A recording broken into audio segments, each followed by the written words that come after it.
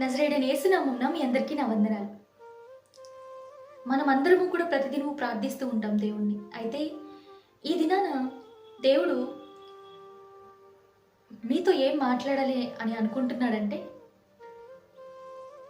మీ యొక్క ప్రార్థనకి దేవుని యొక్క జవాబు వద్దు, కాదు. మనం ప్రార్థన చేసినప్పుడు దేవుడి దగ్గర నుంచి ఎదురు చూస్తూ ఉంటాం కదండి. చేయాలా వద్దా, ఎస్ ఆర్ నో. కానీ దేవుడు ఈరోజు చెప్తున్నాడు, నువ్వు ప్రతిదినం అడుగుతున్నావు కదా ఆయన సన్నిధికి వచ్చి, దానికి ఆయన చెప్తున్న ఆన్సర్ నో. మనకి ఎవరైనా నో చెప్తే ఎలా హ్యాండిల్ చేయాలో తెలియదు. మరి ముఖ్యంగా మనం ఏదన్నా ఆశపడుతూ ఉన్నప్పుడు దేవుని సన్నిధికి దాన్ని తీసుకొచ్చి, నాకు ఇది కావాలయ్యా, నేను ఇది చెయ్యాలనుకుంటున్నానని మనం అడుగుతూ ఉన్నప్పుడు దేవుడు వద్దు అని చెప్పాడంటే మాత్రము మన పరిస్థితి ఎలా ఉంటుందండి? మనం దాన్ని యాక్సెప్ట్ చేయలేం, ముందుకు వెళ్ళలేం. దీని గురించి దేవుడు ఈ దినాన్ని మీతో మాట్లాడాలి అని ఆశపడుతున్నాడు. చూడండి, ఎందుకు దేవుడు మన ప్రార్థనలకి కొన్నిసార్లు వద్దు అని చెప్తాడు? హబక్కూకు ప్రవక్త రాసిన గ్రంథం చూసారా? హబక్కూకు మొదటి అధ్యాయం చూసినట్లయితే, హబక్కూకు మొదటి అధ్యాయంలో మొదటి 4 వచనాల్లో చూడండి, చెప్తూ ఉంటాడు, అయ్యా ఇశ్రాయేలీయుల పరిస్థితి ఇలా ఉంది, మేము చాలా అన్యాయాన్ని ఎదుర్కొంటూ ఉన్నారు, ఎంతవరకు నువ్వు మౌనంగా ఉంటావు, మమ్మల్ని కరుణించవా, ఇలా అడుగుతూ ఉంటాడు. అడుగుతూ ఉన్నప్పుడు 5వ వచనంలో దేవుడు ఏం చెప్తాడు? నేను కల్దీయులను రేపబోచున్నాను, వారు వచ్చి మిమ్మల్ని నాశనం చేస్తారు. హబక్కూకు అడిగిందేంటి, దేవుడు సమాధానం ఇచ్చింది ఏంటండి? అయ్యా నన్ను రక్షించయ్యా అని, మమ్మల్ని రక్షించు, నీ జనులను రక్షించు అని హబక్కూకు ప్రార్థన చేస్తుంటే, నేను ఇంకా బలమైన వ్యక్తుల్ని రేపుతున్నాను, వాళ్ళు వచ్చి మిమ్మల్ని నశింపచేస్తారు అని దేవుడు చెప్తున్నాడు. తర్వాత చూసినట్లయితే మరలా హబక్కూకు ఏం చేస్తాడంటే, అదే అధ్యాయంలో చూసినప్పుడు కంప్లైంట్ చేస్తాడు దేవుడికి, నువ్వు కృప కలిగిన దేవుడేవు కదా, అన్యాయాన్ని చూడలేవు కదా, మమ్మల్ని ఒక చేపల్లాగా వాళ్ళని బలవంతులుగా చేసి మమ్మల్ని నశింపజేసేదానికి నువ్వు వాళ్ళని సిద్ధపరచావే, వాళ్ళు గాలం వేస్తున్నప్పుడు మేము చేపల్లాగా చిక్కేందుకు నువ్వు ఇలా చేస్తున్నావే, ఇదేమన్నా భావ్యమాయి అని కంప్లైంట్ చేయడం చూస్తాం. చూసిన తర్వాత 2వ అధ్యాయంలో రాయబడి ఉంది, హబక్కూకు గారు చెప్తారు, నేను కావలి వాని వలె ఆ స్థలమునికి ఎక్కి ఎదురు చూస్తాను, దేవుడు నా వ్యాజ్యాన్ని బట్టి ఏం మాట్లాడతాడు అని. అప్పుడు దేవుడు మళ్ళీ కన్ఫర్మ్ చేస్తాడు, ఖచ్చితంగా ఇది జరుగుతుంది, దాని కాలంలో ఇది ఖచ్చితంగా జరుగుతుంది. అయితే నీతిమంతుడు తన యొక్క విశ్వాసంను బట్టి రక్షించబడతాడు అని. చాలాసార్లు మన ప్రార్థనలు కూడా ఇలానే ఉంటాయండి.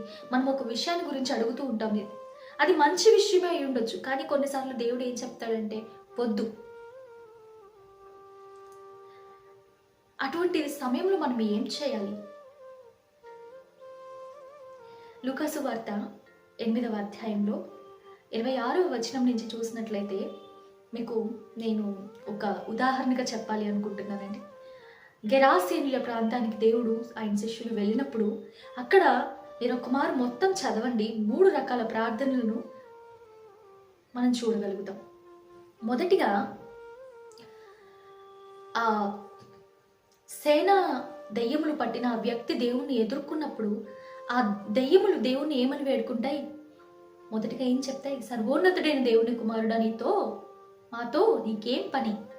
తర్వాత మమ్మల్ని పాతాళంలోనికి పంపించొద్దయ్యా, ఆ పందుల మందలోనికి పంపించు. ఇది మనం ఒక ప్రార్థనగా చూసినట్లయితే అవి ప్రార్థిస్తున్నాయి దేవుణ్ణి, దయచేసి మమ్మల్ని పాతాళంలో విడిచిపెట్టద్దు, పంపించొద్దు, మమ్మల్ని ఆ పందుల మందులోకి పంపించు అన్నప్పుడు దేవుడు ఏం చెప్పాడంటే, సరే వెళ్ళండి, ఎస్ అన్నాడు. రెండవదిగా ఆ ప్రాంతం జనులు వాళ్ళు జరిగిందంతా చూసిన తర్వాత వచ్చిన తర్వాత భయపడి దేవుని దగ్గరికి ఏం చెప్తారు? మా ప్రాంతం విడిచి వెళ్ళిపోయ్యా అన్నప్పుడు దేవుడు ఏం చెప్తాడు? సరే అని చెప్పేసి బయలుదేరేస్తాడు, ఎస్ అన్నాడు. అది కానీ ఆ గెరాసేనీయుడు తను విడుదల పొందుకున్న తర్వాత ఏసై దగ్గరికి వచ్చి, నన్ను నీతో పాటు రానివ్వయ్యా అని అడిగితే ఏం చెప్తాడండి ఏసయ్య? వద్దు, నో. విచిత్రంగా ఉందా? చూడండి, డీటెయిల్గా మనం చూసినట్లయితే సేన అంటే ఇంచుమించు 6000 దెయ్యాలండి. 6000 దెయ్యాలు చేత బాధించబడుతున్న ఒక వ్యక్తి సమాధుల్లో నివసించేవాడంట. Self harm చేసుకునేవాడంట. ఎవరూ అతన్ని సాధు చేయలేకపోయారంట. సంకెళ్ళతో, కాళ్ళ సంకెళ్ళతోనూ, గొలుసులతోనూ వాటిని గట్టిపడేస్తే వాటన్నింటిని తెంచేసిన తర్వాత ఆ యొక్క దెయ్యాలంట వాడిని మరలా తిరిగి తీసుకెళ్ళిపోయేవంట సమాధుల దగ్గరికి. బట్టలు కూడా లేకుండా తిరిగేవాడంట. అన్ని సంవత్సరాల నుంచి ఇబ్బంది పడుతున్న ఆ యొక్క వ్యక్తి దగ్గరికి యేసు వచ్చిన తర్వాత అతన్ని ఇబ్బంది పెడుతున్న దెయ్యాలు ఏం చేశాయి? వణికాయి దేవుణ్ణి చూసి. ఇప్పుడు ఈ కండిషన్లోనండి ప్రస్తుతం ఉన్న సమాజంలో ఏంటంటే ఆ దెయ్యములు, యాకోబు పత్రికలో చెప్పబడుతుంది దేవుడు ఒక్కడే, అది నమ్మి దెయ్యములు కూడా వణుకుచున్నవి అని. ఇక్కడ దెయ్యములకు తెలుసు యేసు ఎవరు అని, యేసు ఏం చేయగలుగుతాడో అని తెలుసు. సర్వోన్నతుడైన దేవుని కుమారుడా అని పిలిచారు. ఎవరో తెలుసు. వాళ్ళని పాతాళంలోనికి సైతము నెట్టగలిగిన శక్తిమంతుడని తెలుసు. అందుకే వేడుకున్నాయి వద్దయ్యా అని. పందులు మందులోనికి పంపించాయా అని వేడుకున్నాయి. ఇది మనుష్యులకి తెలియడం లేదు. యేసు ఎవరు అనేది తెలియదు. యేసు ఏం చేయగలుగుతాడో అనేది తెలియదు. నీ జీవితంలో యేసు ఎవరై ఉన్నారండి? ఏం చేయగలుగుతాడో యేసే తెలుసా మీకు? ఇది చాలా మందికి తెలియదు. అందుకనే ఆయన్ని అందరూ తృణీకరిస్తూ ఉంటారు.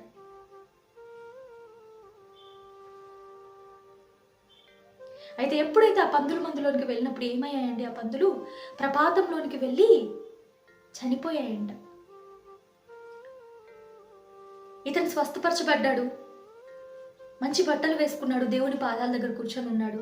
ఈ మందను మేపేవారు వెళ్ళి జరిగిన సంగతి అంతా పట్టణస్థులతో చెప్పినప్పుడు వాళ్ళు వచ్చి చూడండి భయపడ్డారు ఈ వ్యక్తిని చూసి. దెయ్యాలున్నప్పుడు మనిషిని చూసి భయపడలేదు, కానీ అతను స్వస్థపరచబడినప్పుడు దేవుని పాదాల దగ్గర కూర్చున్నప్పుడు భయపడ్డారంట.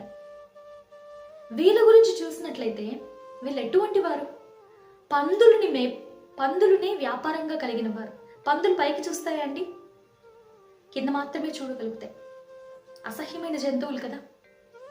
దేవుడు కుక్కల్ని పందుల్ని ఎందుకు వాడారో వాక్యంలో మనకు తెలుసు. బురదలో ఉంటాయి పందులు, పాపాన్ని విడిచిపెట్టలేవు. బురదలో ఉండేందుకు ఎంజాయ్ చేస్తాయి పందులు. అదే గొర్రె పిల్ల అయితే బురదలో పడినప్పుడు ఏడుస్తుంది, బయటికి రావాలని ప్రయత్నిస్తుంది, కానీ పంది హ్యాపీగా ఉండిపోతుంది కదా. అటువంటి పందులు అంటే ఇక్కడ ఏం చెప్పాలి అని ఆశపడుతున్నానంటే, పందులు ఏ విధంగా అయితే పైకి చూడలేవో, ఏదైతే వాళ్ళ జీవనంగా కలిగి ఉన్నారో ఆ జీవనం అనేది ఎలా ఉందంటే ఈ భూ సంబంధమైనది మాత్రమే ఉంది. దేవుని రాజ్యం కట్టబడడం వాళ్ళకి అంత అవసరం లేదు. ఒక మనిషి స్వస్థపరచబడడం వాళ్ళకి అంత పట్టింపు లేదు. తమ జీవితము, తమ యొక్క ఫలింపు, సెల్ఫిష్, స్వార్థపరలేని మనుషులు. యేసే నా జీవితంలోనికి వస్తే నాకు విడుదల దొరుకుతుంది, నాకు నిత్య జీవం దొరుకుతుంది, నాకు సమాధానం వస్తుంది, శాంతి వస్తుంది అనుకునే మనుషులు కాదు. యేసే నా జీవితంలోనికి వచ్చినప్పుడు ఈ పాప లోకపు అలవాట్లన్నీ నేను విడిచిపెట్టాలి. కొంతమంది అంటూ ఉంటారు కదా, క్రీస్తును అంగీకరించిన తర్వాత నాకు శ్రమలు, నాకు వద్ది దేవుడు, వెనక్కి వెళ్ళిపోతాను. ఎందుకండి శ్రమలు? దేవుడు చేయవద్దు అన్నవి చేయడాన్ని బట్టే కదా. సరే, ఇది పక్కన పెడితే మూడవదిగా గెరాసేనీయుడు సెల్ఫ్ హార్మ్ నుంచి విడుదల పొందుకున్నాడు. ఎంతో ఇబ్బంది కలిగిన జీవితం నుంచి విడుదల పొందుకున్నాడు. బంధకాలు తెంచబడ్డాయి. మంచి జీవితాన్ని దేవుడు అనుగ్రహించాడు. కాబట్టి తను అనుకోని ఉండొచ్చు, ఇక నుంచి నేను నాకు విడుదల కలిగించిన వ్యక్తి దగ్గరే జీవిస్తూ ఉంటాను అని. కానీ దేవుడు ఏం చెప్పాడంటే నో చెప్పాడు. దానికి ఏం చేశాడు? ఆయన ఒబే చేశాడు కదా. ఒబే చేసి ఏం చేశాడు? యేసై ఏ విధంగా చెప్పాడో ఆ విధంగా వెళ్ళి ఆ ప్రదేశంలో యేసై తన జీవితంలో చేసిన కార్యాన్ని ప్రకటించాడంట. దేవుడు ఎప్పుడన్నా మన యొక్క ప్రార్థనకి జవాబుగా వద్దు అని చెప్తే దాని అర్థం ఏంటి అంటే God has a better plan. నమ్ముతారా? నీకు తెలియని విషయం ఏదో దేవుడికి తెలుసు. ఆ వ్యక్తి గురించైనా, ఆ సందర్భం గురించైనా, ఆ పరిస్థితిని గురించైనా, నువ్వు ప్రార్థిస్తున్న ఏ విషయం గురించైనా నీకంటే బాగా బెటర్గా దేవుడికి తెలుసండి. అండ్ అది మాత్రమే కాదు, దేవుడికి నీ ఎడలో ఒక గొప్ప ప్రణాళిక ఉంది. ఆ ప్రణాళిక నెరవేరాలి అంటే నువ్వు ఏదైతే అడుగుతున్నావో అది జరగకూడదు, అది వద్దు. మరి దాన్ని అంగీకరిస్తావా?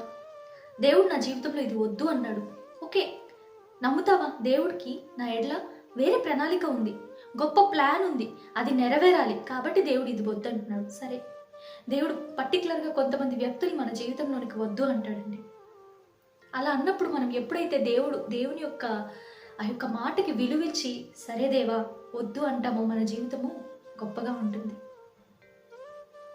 చాలామంది అనుభవపూర్వకంగా చెప్తున్న మాట ఇది. ఇరుకైన మార్గమైనా కానీ ఈ ఇరుకులో విశాలత కలుగజేసేవాడు మన దేవుడు. విశాలమైన మార్గంలో వెళ్తే పాపముతో స్నేహము, లోకంతో స్నేహం, దేవునితో వైరం అయిపోతుంది. కాబట్టి దేవుడు ఈ దినాన నీతో ఒక్కటే చెప్పాలనుకుంటున్నాడు. ఆయనకి నీ ఎడల గొప్ప ప్లాన్ ఉంది, గొప్ప ప్రణాళిక ఉంది. అయితే నువ్వు ఏదైతే అడుగుతున్నావో అది దేవుని చిత్తంలో లేదు. ఇంకొకటి కూడా, దేవుని చిత్తంలో లేదు అయినా కానీ నేను అదే చేయాలనుకుంటున్నాను. కొంతమంది దేవుని చిత్తం కాదని తెలిసి కూడా అదే మార్గం గుండా వెళ్ళడానికి ప్రయాసపడతారండి. దేవుడు మిమ్మల్ని విడిచిపెట్టడు. ప్రయాసపడతారు కదా. కానీ ఎప్పుడైతే మీరు దేవుని చిత్తంలో లేని దాన్ని చేస్తారో, యోనా జీవితంలో ఎలా జరిగిందో మీ జీవితంలో కూడా అలానే జరుగుతుంది. వద్దు, దేవుడు వద్దు అన్న దాని వెనకాల వెళ్తే ప్రయాణం కష్టతరం అయిపోతుంది.